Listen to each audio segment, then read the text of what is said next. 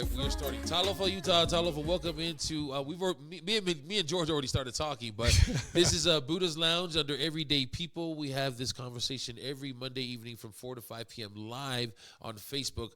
Really quick, got to shout out some sponsors and some partners that allow us to have this program every Monday and every Friday. GetMedCard.co, the easiest and quickest way to get your medical card at the lowest price possible. It's $70 right now.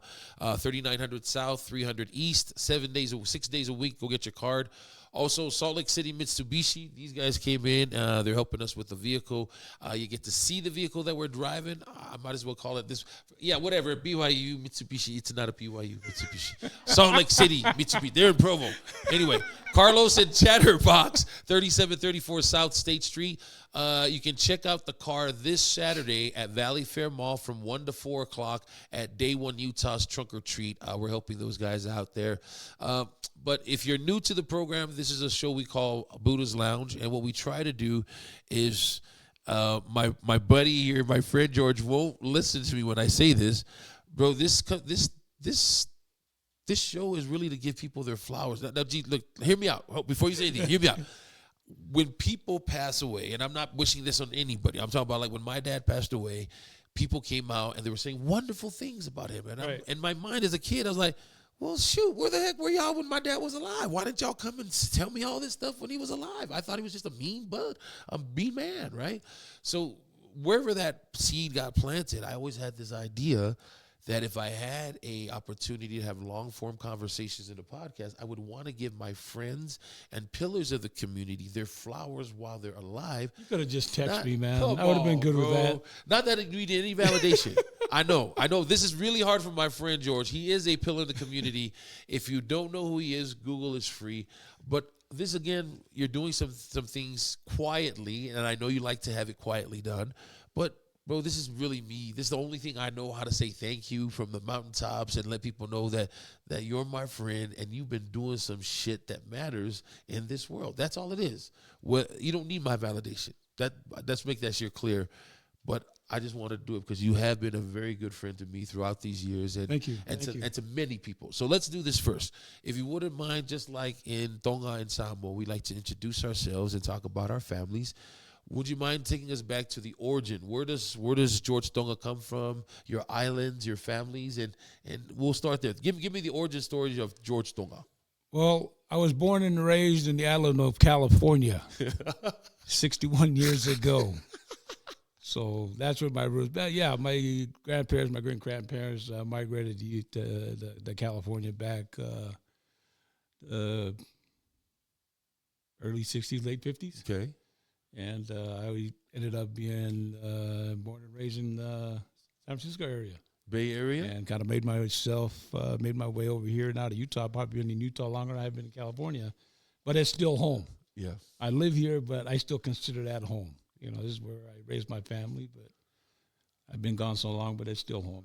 That's where I think I learned all my skills, my traits, and how to hustle, and you know, you appreciate that, your upbringing. Yeah. So that'll always be home. The two sides of your family, your mom and dad, what are the last names? There's a lot of wow, that sigh of that breath. Nugualofa, Homa, you know, and Foi is my background. So most of my family are back there, but most of my family are here in the States now. But I still have distant relatives that are back home that I go by often to see. But yeah.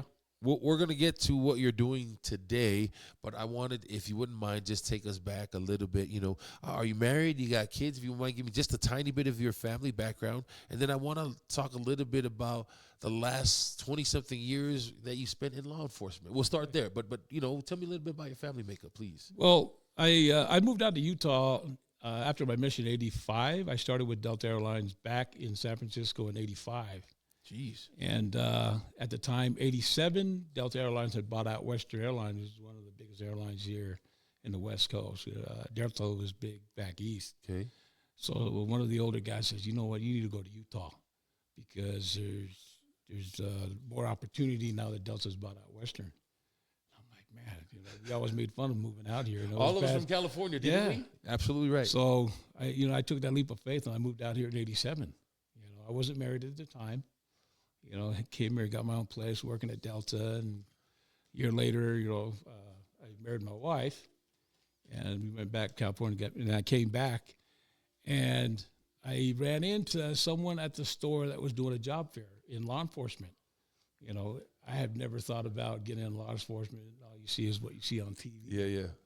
Especially from California. From California. It's different. Yeah. Yeah. You never wanted to get in that profession. No. Everybody wanted to do something else, So I stopped over and I talked to him and I say, so what is this? How much you pay, this and that? I mean, why would I be interested in that? He says, well, you interested in working for 20 years and retiring? I can retire, and then what? You get paid for the rest of your life. I'm like, wait a minute. You telling me I can work 20 years and then I can retire and I get paid for the rest of my life? And he says, yeah. And I said, where do I sign up? And in the story there, that's where I started. So, 89, I started with the sheriff's office, went to the police academy, got hired, and I retired from there 27 years. After about 6 years now, but I did 27 years instead of 20. Jeez. And at the time, I started with Delta.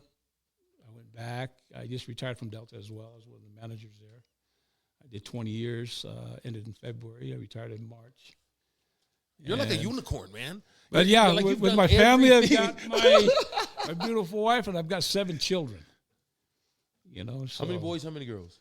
We've got 4 girls, and I'm sorry, 4 boys and 3 girls, and 8 grandchildren. Congratulations. So I'm hoping that's keeping your time, your grandkids.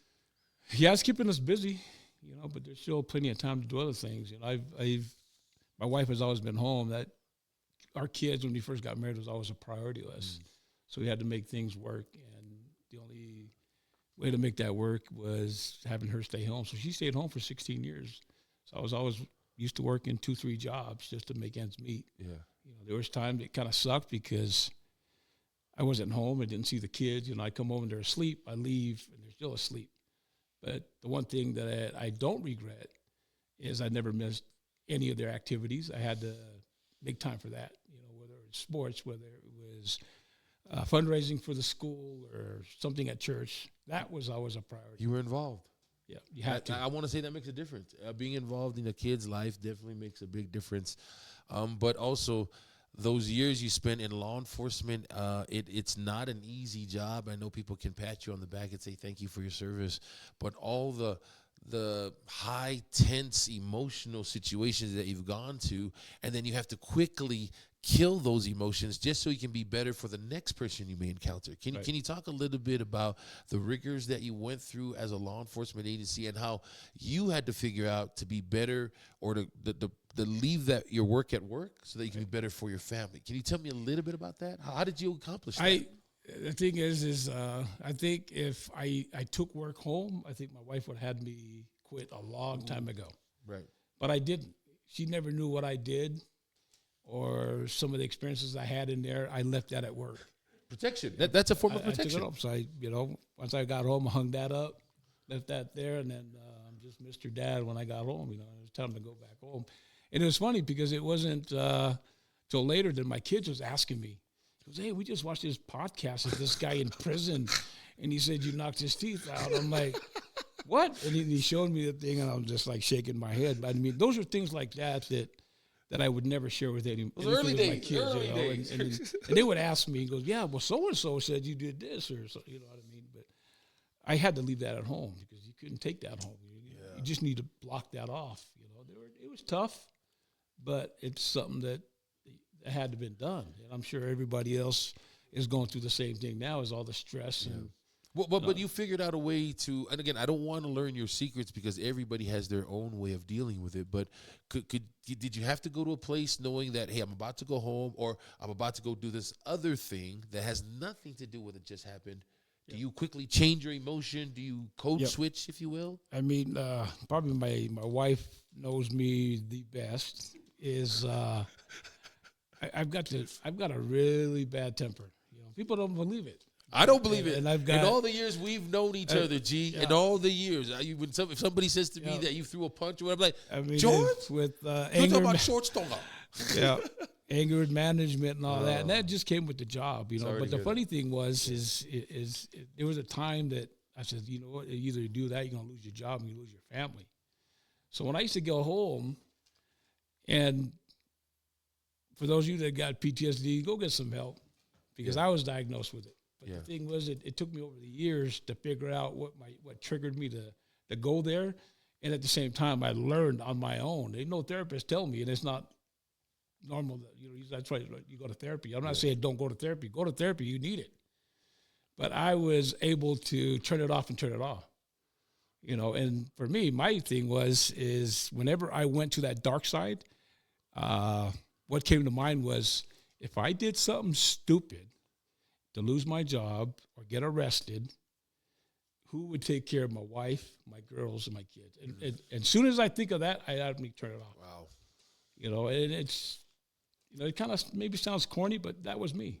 Man, Some people can't figure it out. They keep taking drugs. I know you and I both know a lot of people that could have used that. But it's funny, because now that I'm off, retired, it was funny because when I worked for Delta, I was one of the managers there, and we do interviews.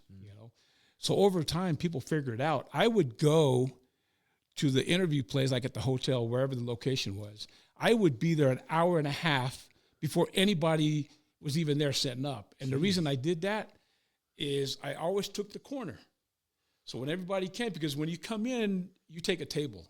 But I wanted to make sure I sat at the corner with my back so I can see and visualize everything that's coming in, who's leaving, who's not. It was just something that, I get paranoid. Even when I go to restaurants, I still do that. Because you'd be surprised of how many people you run into that you've dealt with, So over the years with Delta, so after my first 3, 4, 5 years, if I come in late for some reason, I was like, wait a minute, that's George's table. They knew that was my table, so then I have to worry about it. Right. I go there, all my stuff is all ready. Cheers, everybody knew your name. Yep, everybody knows your name. But it just certain things that had its advantages, and sometimes disadvantages. That's why it's tough. And I'm so grateful for law enforcement officers that are still out doing what they're doing. I think they're like teachers. They're not appreciated enough for what they do. And, sure. And it's, once you retire, you think you're retired. No, you take that home. I've seen a lot of friends lose their lives or whatever, their marriages or whatnot, because of how it affects them. And if you're in it, I give them a lot of credit for what they're doing.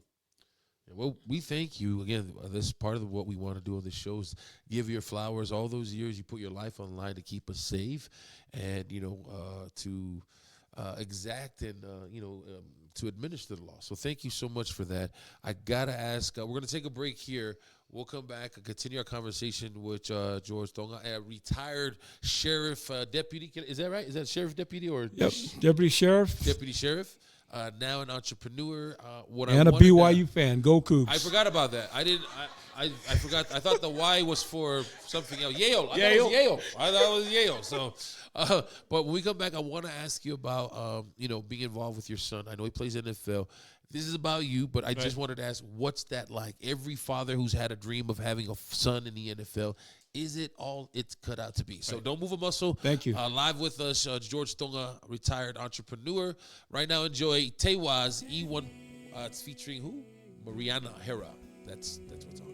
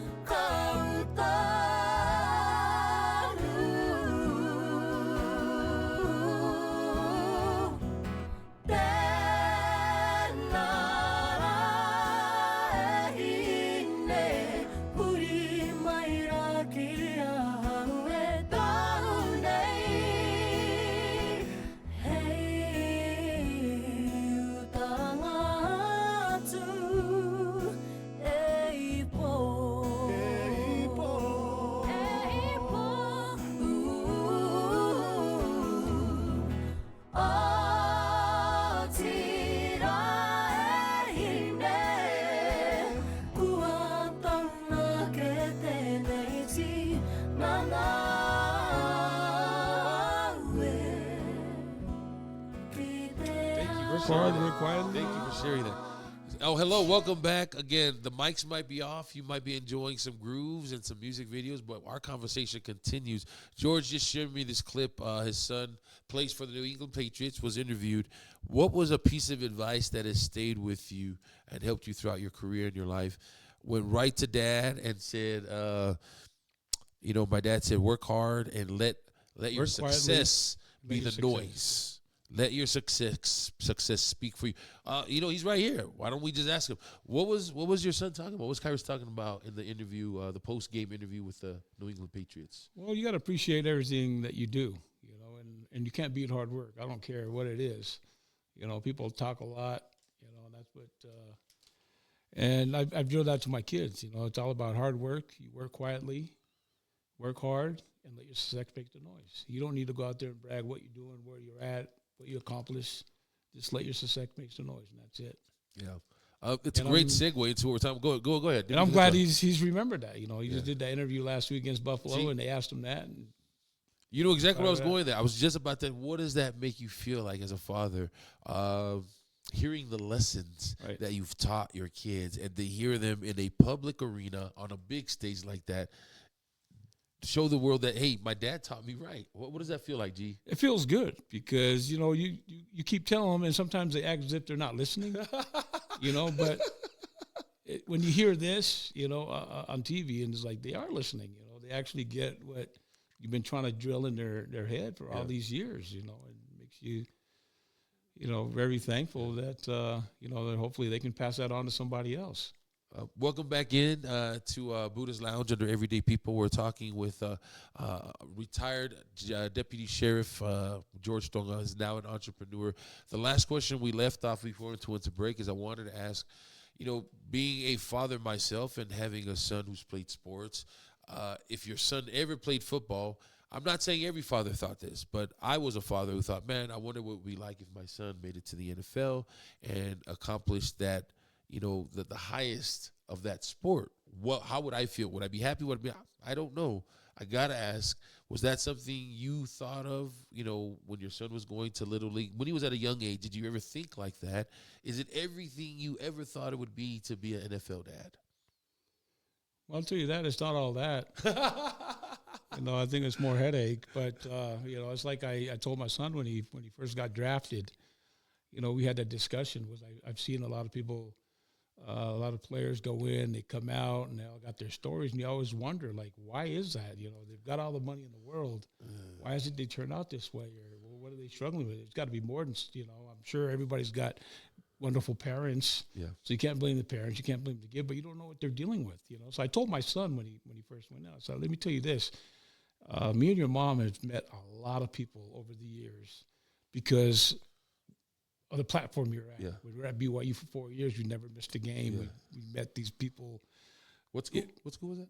BYU. Just checking. I just checking if you said it the wrong school or something. But we met a lot of great people, and now you're in the NFL. We still meet a lot of great people.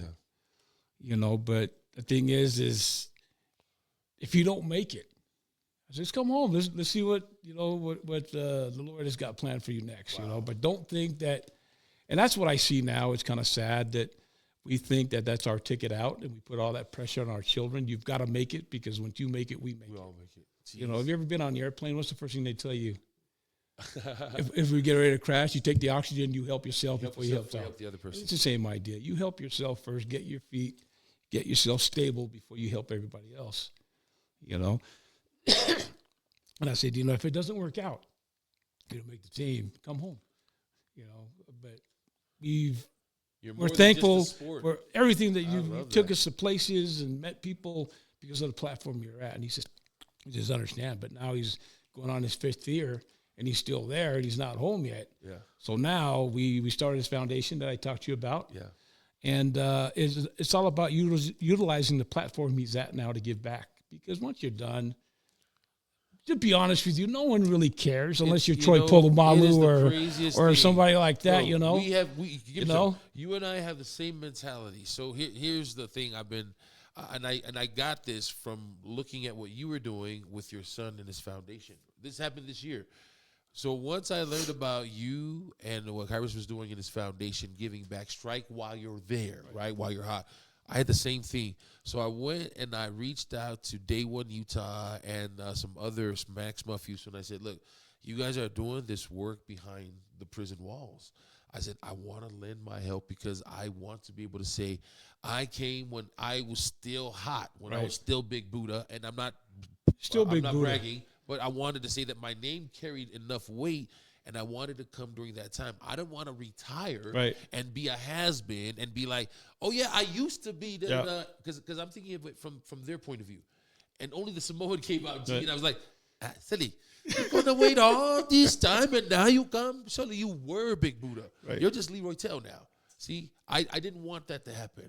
So I really did, from your experience, and what you're doing with your son, that really changed my mentality. I got to go while I'm in it. I don't want to retire because anybody can do that. And so this November, I'm going to go help volunteer just because of what you and your son are doing in your platform. So thank you so much for changing my perspective, and helping me strike while it actually really, really matters. The maximum, maximize your exposure. So you said it's not all that to be an NFL dad. What about going to the games? What about seeing your son on the field? I mean, give me some of that good stuff. Man, going to the game. To be honest, if it's not, man, I'm a diehard Niner fan, but when I support my son, you know what I mean? They won again last night. Hold up, please. Go ahead. Tell your story. Tell your story. But, you go to the game, you just appreciate just the fact that you're there. It's not like you're better than anybody else. I go to the game, I see it, I enjoy, and you go home. And for him, I asked him how he feels. He said, it's nothing like college. It's a business. It's not like college where after the game you go hang out with the guys, have some pizza, or go out to the club or whatnot. Over there, everybody just goes home. So you come back and you sit in your little room all by yourself. I'm debating whether I should tell this story. I'm gonna keep the names out to save. This guy was in my church. One Sunday he's sitting with us in elders quorum. The next Sunday, he gets picked up by the Giants. They're playing the Niners, and they're Niner fans. This guy, you'll know who I'm telling the story about. He brings his brothers into the pit where the Giants are. Guess what jersey they're wearing underneath? Niner jerseys. These guys are all wearing Niner jersey, but their brother is playing for the Giants. Yeah, well, I don't wear my Niner stuff. You don't see any Niner stuff when I go to my son's game. When I'm there, it's all about my son, and he's playing for it. I mean, he's been with Chicago, straight up Chicago, and then he was with Arizona, Minnesota, and now going on his 5th year with New England. And congratulations to them. They're at the top of the division. They just beat Buffalo Bills. Everybody thought those guys were going to be the belle of the ball, but no, he's doing great, and we're just proud to say that we know his father, and we're riding his coattails. Anyway, keep doing your job. Nothing but good vibes, health, and energy for you, nephew. Keep up the good work. I want to take one more break. Want to come back. I want to head into the new stuff that you're doing that I know it's a business for you, but I think it's going to be changing lives for people in Tonga. But I don't want to steal your thunder. No, you're fine. I'll let you introduce it. He just did his first transaction today. So come on back. Enjoy a Fe Joint, OIAUE. We'll be right back. Thank you.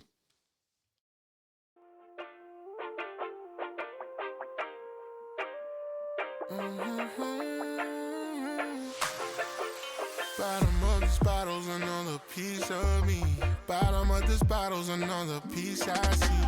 I drown myself in scotch all night. When's the time? Cause I can't see no clock. Ooh, it's just the way it might be. As smooth as you go down, but you still burn the same. I'm coming line these shots. Don't you know that we gon' stay all night? Oh yeah, oh yeah. See it cool fire.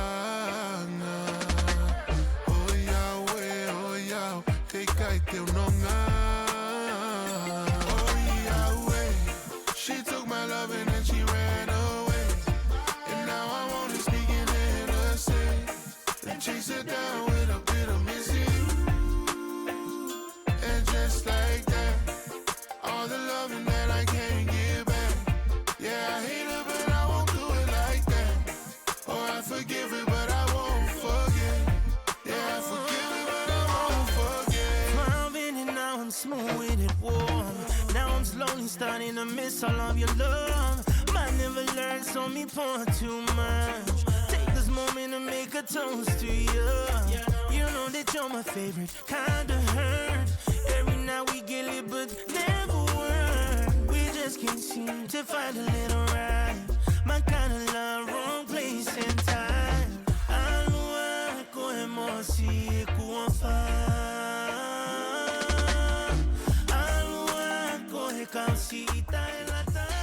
Hey, welcome back in. Yes, thank you for tuning in to Budah's Lounge under Everyday People. We have this show every Monday. Thanks to GetMedCar.co and Salt Lake City Mitsubishi, 3734 South State Street. Go over there and check out the cars. There's a car that I'm driving. We'll post it up, and then you guys can come check it out. But we're talking to my good friend George Tonga, retired deputy sheriff. NFL dad. It's not all copy. But now, you said you were late. He was on time. He was early, ladies and gentlemen. But my friend walks in. He says, bro, sorry I was being late because I just had my first transaction. If you wouldn't mind, G, don't tell me about all the details, but your company. Right. Where does this first transaction come out of? Is it a shipping company that you started? Yeah, we just started. It's called J.O.H Export Import. So out of Salt Lake, we ship. There's a couple other businesses that are doing it now, but we just thought we'd get into the game. I think there's plenty of love to go around. Yeah. People need stuff out there. Yeah, they need stuff out there. In Samoa, so I know what you're doing Right. is we look forward to those things. So thank you. You're leveling the game up for our people, for real. But then the other thing is we've got it coming back. So we've got our first container coming from Tonga in 2 days. And to me, that helps out the people out there, the farmers. They're good. Yeah, they're good. Yeah. They're coming. So the word got out, just word of mouth, and we filled it in less than a week. That container was filled with talo, manioke, whatever they're shipping. I'm just a shipper. Yeah. And then a lot of kava. So a lot of these kava growers, these kava bars, these kavas are coming. So we're shipping it for them. So we got stuff going there for the families. Matter of fact, like he says, we just sent our first container, first good, and it'll be there before Christmas. Oh, you so good. And then we got our first one coming back with all the other goods. Okay, let me ask you this. Is it too late right now, or what's the deadline? If somebody's watching right now and says, oh, my gosh, I've been looking for that, is it still okay to get a container? What's the latest I can get a container to be there before Christmas? Nope, or not right. Christmas? No, we can get a container, but it ain't going to get there. This is the last one because of the shipping schedule. Yeah. So we ship it from here to Long Beach or California, and it's on their schedule to get there. So today was a complete deadline because otherwise they won't take it. Yeah. But we do have another one going out. Matter of fact, the deadline to cut off from Salt Lake is November 22nd. So those of you that has anything else that needs to get there, our next one the cutoff will be November 22nd. Where do we sign up to? How do we get a hold of? We haven't got a website yet, but we will be opening our new warehouse. We move in the end of the month, and that's located on 391 North Orange Street in Salt Lake City. We'll have our grand opening there, even though we send it out there. So looking for the phone number if you want to. Open house, all that? the whole thing. Okay. You know. So make sure you guys keep it locked. We're actually talking to George right now. We'll have some information about the grand opening. But if you ever wanted to show some pride and support for BYU people or Tongan people or Polynesian, We're like a big tailgate, man. law enforcement people. Yeah. No, this is, you talk about a guy who's really done it by himself with his bootstraps, his own will, and also still, putting his arm around people here in the community and, showing the ropes. So thank you, G. Really appreciate your life and your family life and being an example for us. If I could ask you about young George Tonga, knowing where you are now, what you came through, all of that, if you could have a chance to go back in time and talk to your 18-year-old self, the one that's about to come here and get his own house and his own business and work for Delta, if you could talk to him, what's one piece of advice that you wish you would have gave yourself way back then that you are continuing through today? To tell you the truth, I probably wouldn't change anything. Because if you don't experience all the struggles, the ups and downs, you won't appreciate. I'll tell you this, and I'm not trying to be biased or anything, but when I first came here, coming from a big city, San Francisco, I came here and I saw so much opportunity in Utah because they were so far ahead in San Francisco. What a funny thing is I tell my guys, my kids is, when I grew up in San Francisco, I didn't realize till I got here that garages were for cars. I thought it was like the extra spare bedroom. The Bay Area, that's how we did it. Oh, yeah, everybody, all my boys know, So when I got home. Come on, G, I was born in San Bruno. And then when you come home and somebody's already sleeping on your bed, well, guess what? You're on the floor, But then you come here, you get spoiled, you got a 3-car garage or a 2-car garage, you know what I mean? So those experiences, you can't, you can talk about it and you hear about it and you read about it in books, but actually live it. You got to go through those struggles to, there's nothing perfect, but now these kids are so spoiled now. And I tell my kids, if you're struggling now, it's by choice because everything has been laid out to you. You want to be a cop, there's somebody already there. You want to be a broadcaster, get a hold of Big Budah. You want to do this, you call somebody. Back in the days, no, there was no one there. Figure it out yourself. You figure it out yourself. Now they're spoiled. So I was saying, if you're, it's just mind-boggling when I hear kids. Well, it's a struggle. This it's and harder that. These days. No, you've got it handed to you. You know what I mean? If you're struggling, sorry to say, but that's by choice. Change your mind. Change your perspective. So I don't think I'll change anything. I can probably lie to you now and say, I would have done this. No, I don't think I'd be where I'm at with my wife, if that upbringing was there. It's like when I says, when we first got married, our first priority, my wife, was our children. Yeah. It would have been nice. One thing as a man that used to bother me is I couldn't give her all the good things that I know that she deserved when you first early on. Yeah. But again, that's why you get into debt, but our priorities were the same. It was our kids. So she made the sacrifice to stay home for 16 years while I worked. But now, looking back, we wouldn't have changed anything unless you walk into money, and a lot of us don't walk into money. Yeah. Well, thank you for sharing that piece. Again, sometimes when you're sitting and you can reflect, a lot of people might say that. Like, if I could, I would change it. But to stick to your guns and say, nah, I'm pretty happy with the life that I've lived. So thank you. Thank you for sharing that. If we could end on a fun note, if you could be any fruit, if you could be a fruit, what kind of fruit would you be and why? Probably a coconut. A coconut.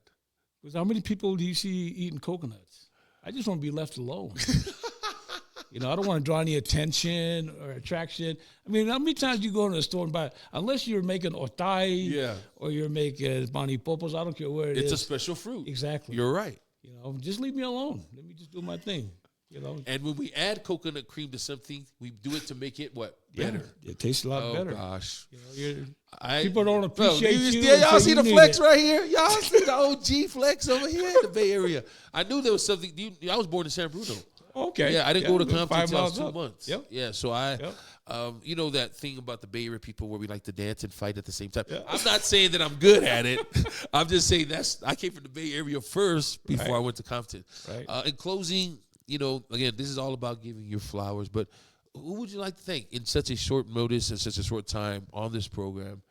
Any shout outs, as the kids like to say, who would you like to thank for your life? You know what? I don't thank this person enough, and I never do, my wife, because I wouldn't be where I'm at, and, my kids and whatever. I mean, I toot the horn, but, she's got it right. She sets me, because there's a lot of times you feel like giving up. But as long as you got a good support wife by your side. Oh, I feel it. Who cares about what anybody says? She's going to be there in your lows, your highs, and whatever else. I might even want to say, make sure it's a Tongan wife. Anyway, that's just me. You have a Tongan wife? Tongan wife. See what I'm saying? There you go. I have a Tongan wife. I'm just saying. But, there's a lot of people that I can't go. I mean, we need days of, to thank everybody that we've met and networked through here. But I think everything will lead back to my wife and what she's done over the years and to put up with me. Only because he doesn't want us to say his name. Hi, Drew. Shout out to Drew Phillips, the cousin.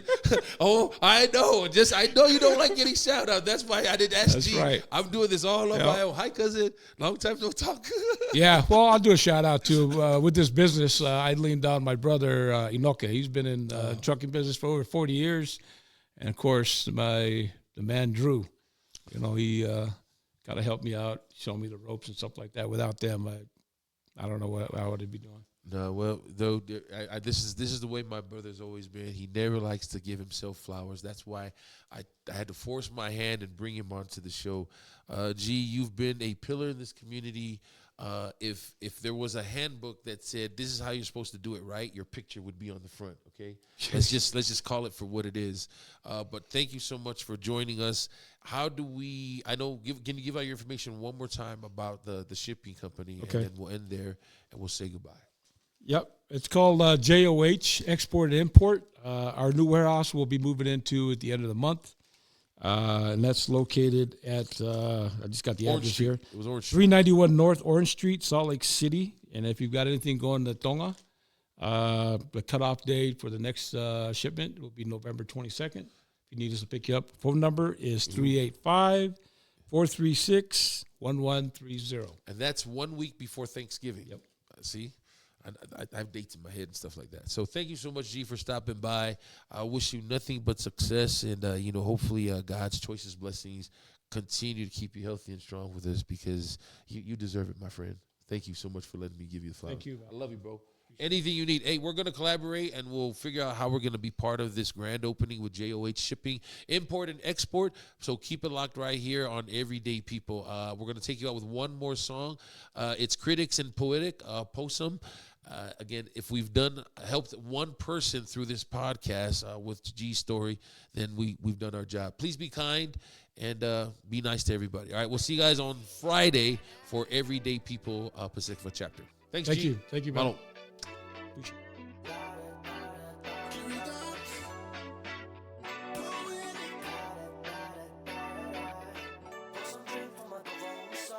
All night,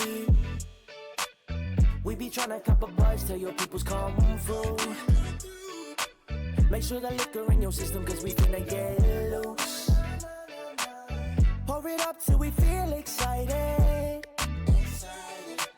You'll have a party with some brothers from the island. It's the way when I hear Shawty say that she wanna hear me sing her name, that she wanna go and party to the AM. She amazing, no understatement. Might have a slip and maybe two. Tell me what else can we do? If you a D-Buzz, then just you'll have a party with some brothers from the island. Da-da-da-da-da-da. We just vibing with the right people. Pour some drink for my Tonga Usos. Have you decided to bring somebody? Da-da-da-da-da-da. Pour some drink for my Tonga Usos. T-gang with the S-gang gangster. When all the islands roll together, then that's gangster. I praise God for the hustle, gotta thank you. Polynesian smoking like I'm from Jamaica. Rolling through the city blocks with Kiridox, getting paper. Soon as you hear this drop, turn it up, it's hella major. Never mind the haters, dog, we just keep it player. Got a block fight cover, y'all already know the flavor. I stay ready for the mash at all times, but on days like this, I can't help it. Shawty looking good to me. I'm in my Polo Malo 43. She looking like the centerpiece from a magazine. I eat the killer from the back, then I dip and holler 685.